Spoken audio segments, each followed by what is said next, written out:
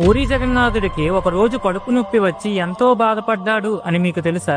జగన్నాథుడికి ప్రతిరోజు తన భక్తులు వందల రకాల ప్రసాదాలు పెడతారు. నా భక్తులు ప్రేమతో పెట్టిన ప్రసాదం తినకపోతే బాగుండదు అని జగన్నాథుడు ప్రసాదమంతా తినేసేవాడు. ప్రతిరోజు రకరకాల ప్రసాదాలు తినడంతో ఒక రోజు జగన్నాథుడికి కడుపు చాలా నొప్పి పుడుతుంది.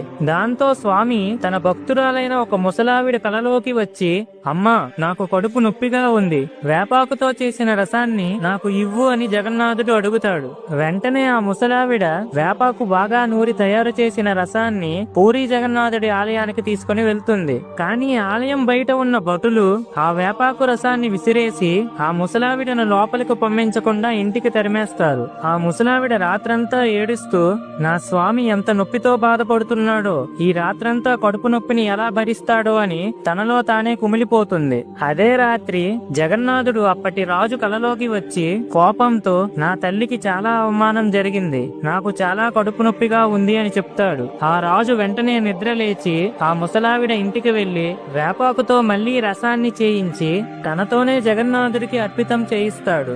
ఆ రోజు నుంచి ఈ రోజు వరకు భోజనం అవ్వగానే జగన్నాథుడికి వేపాకుతో చేసిన రసాన్ని అర్పిస్తారు. ఫ్రెండ్స్, జై జగన్నాథ.